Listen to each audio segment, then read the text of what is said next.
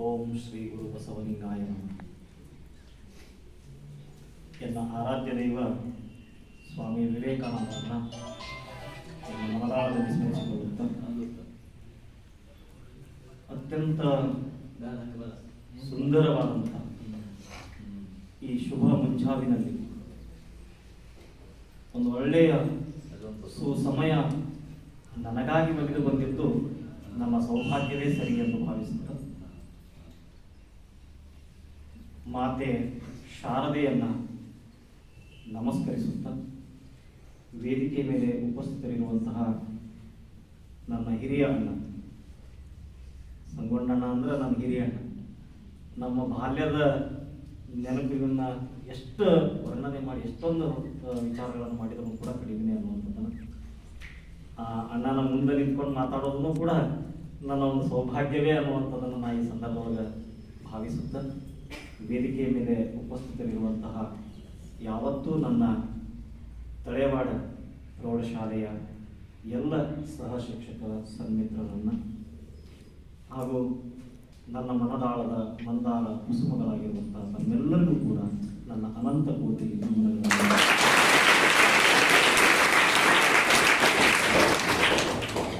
ಮುದ್ದು ವಿದ್ಯಾರ್ಥಿಗಳು, ನದಾಬ್ ಸರ್ನ ನಾವು ಅವಾಗವಾಗ ಭೇಟಿ ಆಗ್ತಾನೆ ಇರ್ತೀವಿ. ನಮ್ಮ ವಿಷಯ ಒಂದೇ ಆಗಿರೋದ್ರಿಂದ ಅವರು ನಾವು ಕೂಡ ಸೇರ್ತಾ ಇದ್ದೀವಿ. ಹಾಗಾಗಿ ಅವೋ ಒಂದು ಸಣ್ಣ ಪುಟ್ಟ ತರಗತಿಗಳಲ್ಲಿ ನಾನು ಕೊಟ್ಟಿರ್ಬೋದು, ಆದರೂ ಕೂಡ ಅಂತಹ ಒಂದು ದೊಡ್ಡ ಜ್ಞಾನಿ ಏನಲ್ಲ ಅಂತ ಅನ್ಕೋತೀನಿ. ಆದರೂ ಕೆಲವೊಂದು ಆದರ್ಶಗಳನ್ನು, ಕೆಲವೊಂದು ವಿಚಾರಗಳನ್ನು ತಮ್ಮೊಂದಿಗೆ ಇವತ್ತಿನ ದಿವಸ ನನ್ನೊಂದೆರಡು ಅನಿಸಿಕೆಗಳನ್ನು ಹಂಚಿಕೊಳ್ಳಿಕ್ಕೆ ಅವಕಾಶ ಮಾಡಿಕೊಟ್ಟಿರಲಿಲ್ಲ. ಇದು ಮೊದಲು ನಾನು ನಿಮ್ಗೆ ಅನಂತವಾದಂಥ ವಂದನೆಗಳನ್ನು ಸಲ್ಲಿಸಿ ಒಂದೆರಡು ಅನಿಸಿಕೆಗಳನ್ನು ತಮ್ಮೊಂದಿಗೆ ಹಂಚಿಕೊಳ್ಳಿಕ್ಕೆ ಬಯಸ್ತಾ ಇದ್ದೀನಿ.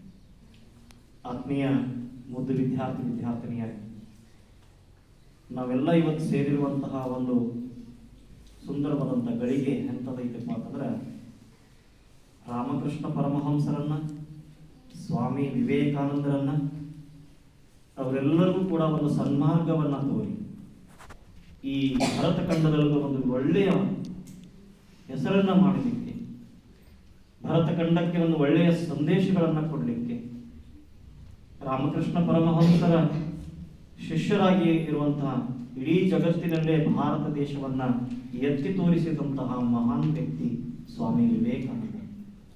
ಅಂತಹ ಸ್ವಾಮಿ ವಿವೇಕಾನಂದರು ಅವರ ಗುರುಗಳಾಗಿರುವಂತಹ ರಾಮಕೃಷ್ಣ ಪರಮಹಂಸರನ್ನ ಕೂಡ ಸನ್ಮಾರ್ಗದೊಳಗೆ ನಡಲಿಕ್ಕೆ ತೋರಿಸಿಕೊಟ್ಟಂತಹ ಜಗನ್ಮಾತೆ ಆ ತಾಯಿ ಶಾರದಾಂಬೆ.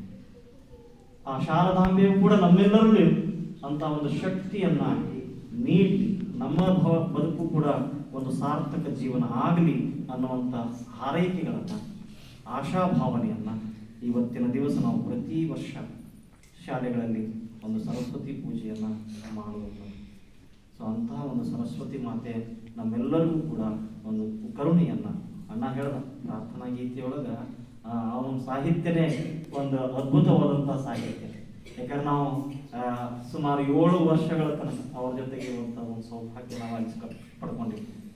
ಅವ್ರೊಂದಕ್ಕಿಂತ ದೊಡ್ಡವ್ರ ಅಣ್ಣ, ನಮ್ಮನ್ನೆಲ್ಲ ಅವಾಗ ತಮ್ಮ ತಮ್ಮ ಅಪ್ಪ ಅಂತಾನೆ ಕರೀತಿದ್ರು. ನಾವು ಈಗಲೂ ಕೂಡ ಅವನನ್ನ ಅಣ್ಣ ಅಂತಾನೆ ನಾವೇನಪ್ಪ ಅಂದ್ರೆ ಎಲ್ಲೇ ಸಿಕ್ಕರು ಅಣ್ಣ ಬಾರಾಮಿನಿ ಅನ್ನುವಂಥದ್ದು.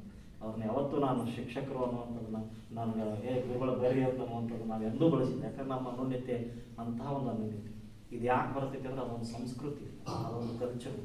ಆ ಶಾಲೆಯಲ್ಲಿ ಕಲಿತಿರುವಂತಹ ಪ್ರತಿಯೊಬ್ಬರೂ ಕೂಡ ಈ ಒಂದು ಸಂಸ್ಕೃತಿಯನ್ನು ನಾವು ಹೊಂದೀವಿ, ನಾವು ಪಡ್ಕೊಂಡಿವಿ ಅನ್ನುವಂಥದ್ದನ್ನ ಅತ್ಯಂತ ಆತ್ಮವಿಶ್ವಾಸದಿಂದ, ಅತ್ಯಂತ ದೃಢ ಮನಸ್ಸಿನಿಂದ ನಾವು ಬಹಳ ಹೆಮ್ಮೆಯಿಂದ ಹೇಳಲಿಕ್ಕೆ ಸಂತೋಷ ಪಡ್ತೇವೆ. ಅಂತಹ ಒಂದು ಸಂದರ್ಭ ಇವತ್ತು ನಮ್ಗೆ ಇಲ್ಲಿ ಮತ್ತೊಮ್ಮೆ ಒದಗಿ ಬಂತು. ಸುಮಾರು 1 ವರ್ಷ ಆಗಿರ್ಬೇಕಣ್ಣ ನಾವು ಭೇಟಿ. ಕರೆಕ್ಟ್ ಹೋದ ವರ್ಷನೇ ಅವ್ರು ಇದೇ ತಿಂಗಳು 10ನೇ ತಾರೀಕಿಗೆ ಇಲ್ಲಿ ಬಂದು ಜಾಯ್ನ್ ಆಗ್ಯಾರ. ಇದೇ ತಿಂಗಳು 7-8ನೇ ತಾರೀಕಿಗೆ ಅಣ್ಣ ನಾವು ಅಲ್ಲಿ ಬಿಜಾಪುರೊಳಗೆ ಭೇಟಿಯಾಗಿದ್ವಿ. ಮತ್ತೆ ನನಗೆ 1 ವರ್ಷದ ನಂತರ ಅಣ್ಣ ಜೊತೆಗೆ ಭೇಟಿಯಾಗುವಂಥ ಸೌಭಾಗ್ಯ ಇವತ್ತು ನಮ್ಮ ಸರಿಂದ ನನಗೆ ಸಿಕ್ತು ಅನ್ನುವಂಥದ್ದನ್ನು ನಾವು ಈ ಸಂದರ್ಭವಾಗಿ ಸ್ಮರಿಸ್ಕೊಳ್ಬೇಕಾಗ್ತದೆ. ಅದಕ್ಕೆ ಮುದ್ದು ವಿದ್ಯಾರ್ಥಿಗಳೇ, ಒಂದೇ ಒಂದು ಮಾತು, ಮನಸ್ಸಿದ್ದರೆ ಮಾರ್ಗ. ಎದ್ದೇಳಿ ಗುರಿ ಮುಟ್ಟುವ ತನಕ ನಿಲ್ಲದಿರಿ ಅನ್ನುವಂಥದ್ದನ್ನು ಆ ಮಹಾನ್ ವ್ಯಕ್ತಿ ಅವತ್ತೇ ಸಾರಿಗಳ ಈ ದೇಶ ಏನಾದರೂ ಸಮೃದ್ಧ ದೇಶ ಆಗಬೇಕು, ಸದೃಢವಾದಂಥ ದೇಶ ಆಗಬೇಕು ಅನ್ನೋದಾಗಿದ್ರೆ ಅದು ನಿಮ್ಮಂಥ ಯುವ ಪೀಳಿಗೆ ಕೈಯಲ್ಲಿ ಐತಿ. ಈ ದೇಶದ ಯುವಕರೇ ನಮ್ಮ ದೇಶವನ್ನು ಸದೃಢಗೊಳಿಸಲಿಕ್ಕೆ ಸಾಧ್ಯ ಆಗ್ತೈತಿ, ವಿಶ್ವ ಶ್ರೇಷ್ಠ ದೇಶ ಆಗಲಿಕ್ಕೆ ಸಾಧ್ಯ ಇದೆ ಅನ್ನುವಂಥದ್ದನ್ನು ಅಂದೇ ಅವರು ಸಾರಿರುವಂಥದ್ದು.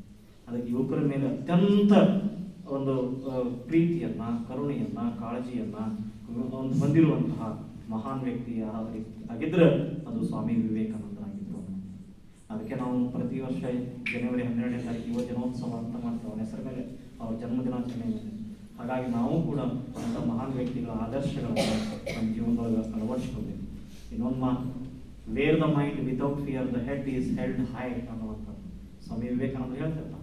Wear the mind without fear the head is held high ಅನ್ನುವಂಥದ್ದು. ಎಲ್ಲಿ ಯಾವ ವ್ಯಕ್ತಿ ನಿರ್ಭಯವಾಗಿರ್ತಾನೋ ಅವನ ಶಿರ ಯಾವಾಗಲೂ ಎತ್ತಿ ಇರ್ತೈತಿ, ಸ್ಟ್ರೈಟ್ ಆಗಿರ್ತೈತಿ. ಅವನು ಯಾವಾಗಲೂ ಯಾವುದಕ್ಕೂ ಕೂಡ ಹಿಂಜರಿದೇನೆ ಮುನ್ನುಗ್ತಾನ ಅನ್ನುವಂಥದ್ದನ್ನು ಸ್ವಾಮಿ ವಿವೇಕಾನಂದ ನಿರ್ಭಯವಾಗಿ ನಾವು ಬೆಳೀಬೇಕು, ನಿರ್ಭಯವಾಗಿ ಪ್ರತಿಯೊಂದನ್ನು ಅರ್ಥೈಸ್ಕೋಬೇಕು ಅನ್ನುವಂಥದ್ದನ್ನು ಹೇಳ್ತಾ ತಮ್ಮೆಲ್ಲರಿಗೂ ಕೂಡ ಮತ್ತೊಮ್ಮೆ ನನಗೆ ಮಾತನಾಡಲಿಕ್ಕೆ ಅವಕಾಶ ಮಾಡಿಕೊಟ್ಟಿರುವಂತಹ ಎಲ್ಲರಿಗೂ ಕೂಡ ವಂದಿಸುತ್ತಾ, ಸರ್ವಿಸ್ ಟು ಮ್ಯಾನ್ ಈ ಸರ್ವಿಸ್ ಟು ಗಾಡ್. ಸೊ ಮಾನವರ ಸೇವೆಯೇ ದೇವರ ಸೇವೆ. ಹಾಗಾಗಿ ಎಲ್ಲರೂ ಕೂಡ ಇಲ್ಲಿ ಬಂದಿರುವಂಥದ್ದು ಒಂದು ಸೇವೆಯನ್ನು ಸಲ್ಲಿಸಲಿಕ್ಕೆ ಅನ್ನುವಂಥದ್ದನ್ನು ಹೇಳುತ್ತಾ ತಮ್ಮೆಲ್ಲರಿಗೂ ಕೂಡ